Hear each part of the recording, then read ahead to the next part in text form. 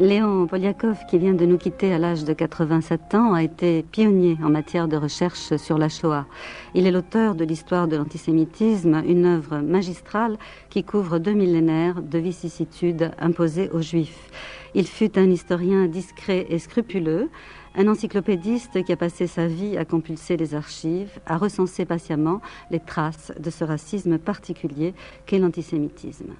Il a publié une trentaine d'ouvrages qui ont été traduits en plusieurs langues, Le Bréviaire de la haine en 1951, Le Mythe arien en 1971, L'histoire de l'antisémitisme entre 1955 et 1977, La causalité diabolique, 2 volumes publiés en 1980 et 1986, et bien d'autres ouvrages encore. Si dans sa jeunesse, il pensait que, je cite, « en démontrant scientifiquement que le racisme n'a pas de raison d'être, nous le ferions disparaître », il était revenu plus tard de cette illusion en disant « on n'exorcise pas un mal millénaire à l'aide d'une argumentation rationnelle ». J'ai rencontré Léon Poliakov la première fois en 1982 et la dernière fois en juin 1997.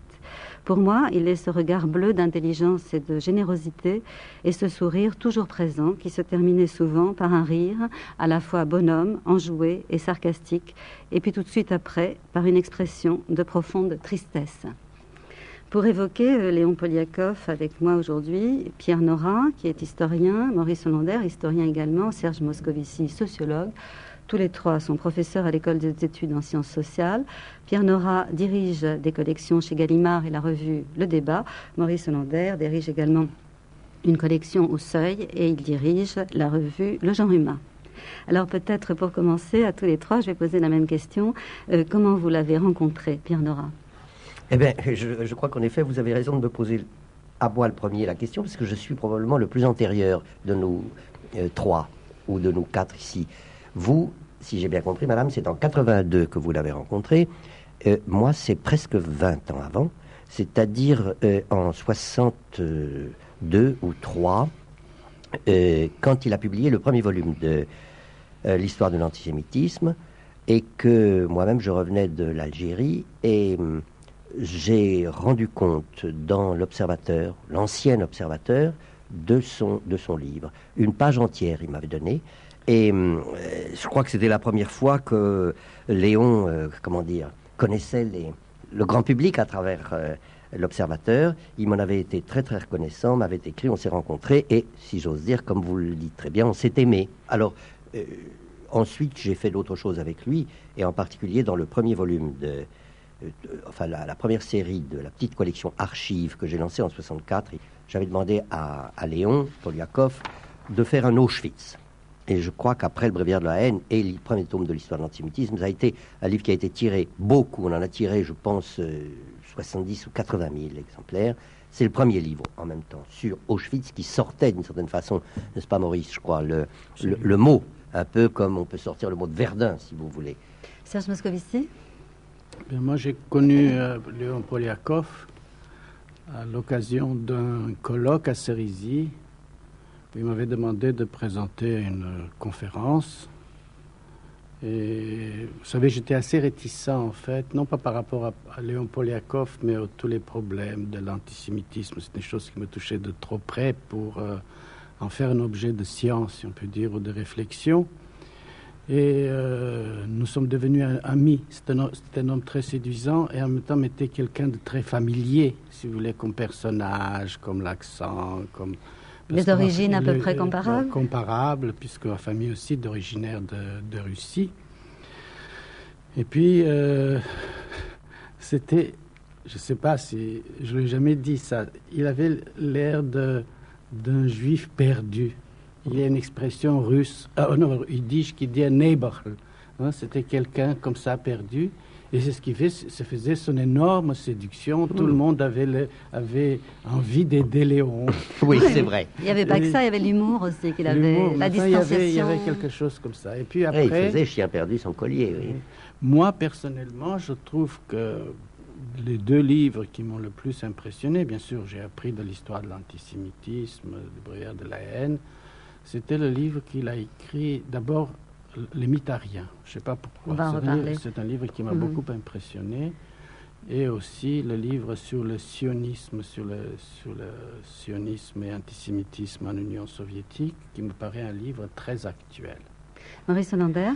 Alors moi, c'est tout à fait différent comme type de rencontre, mais ça illustre bien les relations rapides qui pouvaient se tisser avec Léon Poliakov. J'étais allé l'écouter. Il faisait une conférence à l'université de Bruxelles, où je me trouvais à l'époque, nous sommes en 1975, à l'Institut Martin Buber. À la fin de la conférence, nous avons échangé quelques mots. Il me demande, tiens, mais est-ce que vous n'aimeriez pas me trouver une référence à la Bibliothèque royale de Bruxelles? Il travaillait en fait sur les protocoles des sages Sion, et s'était aperçu que c'était un petit ecclésiastique belge, le père Pierre Charles, un jésuite, qui avait été le premier à déconstruire les protocoles des sages Sion en même temps que le Times en 1921. Je propose qu'on l'entende, lui, donc dans un enregistrement que j'ai fait de lui en juin dernier, justement, nous raconter sa naissance et puis ses premières années. Je suis né en novembre 1910. On m'a appelé Léon parce que je suis né quelques jours après la mort de Léon Tolstoï. C'est de là que ça vient. Bien. Donc, mon père, d'un mariage précédent, avait eu 5 filles. Et ensuite, il a épousé donc ma mère, et c'était encore une fille. Alors, quand je suis mis au monde, il recevait des télégrammes de félicitations. Félicitons, mais ne croyons pas. Et j'ai été terriblement chouchouté, évidemment. Donc, à l'horizon est apparu un professeur, j'en ignore le nom, qui a décrété que j'étais un enfant fragile. Et ça servait de prétexte pour m'empêcher d'apprendre à lire. Alors j'ai appris à lire tout seul. Je ne sais pas comment. Donc c'était déjà la Première Guerre mondiale. Le seul souvenir que j'en ai gardé, c'est qu'une tante disait que les fraises ont doublé de prix. J'en ai pas d'autres souvenirs. Ensuite, ce fut la Révolution bolchevique. Mon père était un self-made man, mais il était devenu très riche.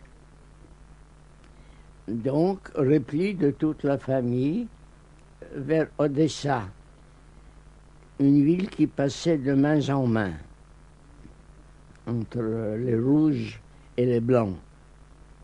Bien, donc on a passé près de 2 ans à Odessa, et à l'arrivée des 3e et définitifs bolcheviques, mon père a décidé de partir.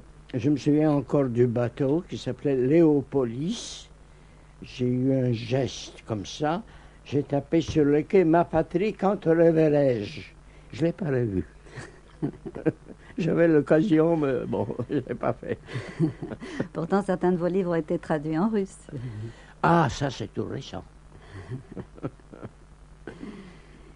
Et alors après, quand vous avez quitté la Russie, vous êtes allé où? Et donc, tout dépendait de la famille, du père, quoi. Donc, j'ignore les raisons. On est resté à Naples que quelques jours, puis on est parti pour Paris. On est resté 1 an à Paris. J'y ai fait une classe de 8e. Après quoi, mon père, il pensait avoir des opportunités commerciales plus intéressantes à Berlin. On est passé à Berlin, où j'ai passé 3 années. Je commençais déjà à raisonner. On m'envoyait faire les courses. Et quand je voyais un jour que le livre de beurre coûtait 2 millions de marques, et le lendemain 4 millions de marques, j'avais déjà l'impression que ça finirait mal. Mais ça a été subjectivement un séjour très utile, parce que il y a le sentiment communautaire des Allemands qui n'a pas que de mauvais côtés. Pour les gosses, c'est très bien. À Janson de Sailly, à 8e, je ne me suis pas fait d'amis. Et là, toute la classe m'a reçu comme un ami, comprenez? Bon, donc, je suis devenu sportif, ceci, cela. Et je me souviens même, Hitler était encore loin, mais déjà, il y a la grande voie principale de Berlin, le Kurfürstendamm. Il y avait beaucoup de juifs, c'est le quartier, donc, snob, quoi. Alors, il y avait des gamins qui traçaient des swastikas et d'autres gamins, dont moi, qui traçaient des étoiles de David en retour. Ça commençait déjà, comprenez? Bon, ensuite, retour à Paris. Donc l'Allemagne, c'était dans les années 20. C'était 3 années, de 22-25, je crois, à peu près. Puis de nouveau repli sur Paris, toujours pour des raisons par moi inconnues, je n'étais qu'un gosse, comprenez. Donc, j'ai gagné une année, j'ai pu sauter une classe, je suis rentré après 3 ans, en troisième ou en deuxième, je ne sais plus, comprenez. Et donc, j'ai achevé mes études. Fallait bien que j'aille à l'université. Alors, je me suis inscrit à la faculté la plus facile, ou considérée comme telle, la faculté de droit. Et donc, en 3 ans, j'ai eu ma licence en droit qui m'a jamais servi à rien, du reste, comprenez. Mais en 1939, mon père est décédé normalement, et ma mère l'année suivante. Et connaissant les choses, je me suis dit que c'était la seule solution possible. Parce que autrement, ne parlant pas du tout le français ou avec un terrible accent, il n'aurait pas survécu. Il n'aurait pas survécu. Vous avez été en fin de compte un migrant dès votre jeune âge, hein, passant de la Russie à l'Allemagne, la France. Comment vous sentiez avec les différentes langues, par exemple? Comment vous pouviez parler une langue puis l'autre? Ben, vous n'avez qu'à m'entendre. Je le parle avec un accent russe. Et ce n'est pas un si grand désavantage. Parce qu'on sait d'emblée que je ne suis pas né en France. Oui. Pourquoi pas? Tout est clair. Vous étiez d'une famille pas religieuse, je crois? Oui, d'après la tradition familiale, après ma naissance, mon père n'est pas retourné à la synagogue. C'est-à-dire qu'il y est allé encore dans l'espoir d'avoir un fils, la vieille histoire. Sur ces entrefaites, la guerre arrive. Léon Poliakov a été mobilisé d'office en tant qu'apatride russe. Il est envoyé en 1940 derrière la ligne Maginot. Et puis sur la Somme, au début de la débâcle, il est fait prisonnier à ce moment-là. Et il rencontre ce qu'il appelle de bons Allemands, dont un officier d'intendance Rohr, qu'il a laissé d'ailleurs s'enfuir sans aucun problème. Et puis, sous l'occupation, il va passer la ligne de démarcation. Donc, les lois de Vichy, dont on sait qu'elles ont été prises spontanément et pas sur la pression allemande. J'avais un ami, Alexandre Kojev, un garçon suprêmement intelligent, qui m'a trouvé un éditeur pour mon premier bouquin sérieux, Le Bréviaire de la haine, parce qu'il était très ami avec Raymond Aron, qui dirigeait une collection chez Kalman Levy. Et lui me disait de ne pas me déclarer, me rappelant, je connaissais la matière, que chez nous, quand il y avait un recensement, les paysans fuyaient dans les bois. Ce qui était vrai.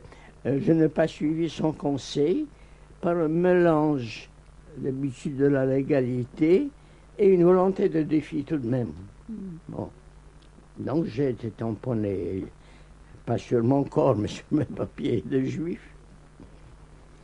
Et quand ça a commencé à mal tourner à Paris, je suis passé en zone sud plus hospitalière. Je suis descendu à Marseille.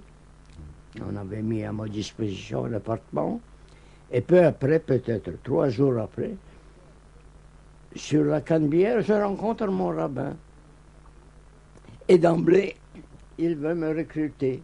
Alors je lui dis, monsieur le rabbin, vous savez que je ne crois pas en Dieu. Mais il me répond, mais vous avez le Shekhinah, c'est-à-dire un rayonnement sacré censé démaner de beaucoup de choses, notamment du corps de chaque juif. Ça, je l'ai su après.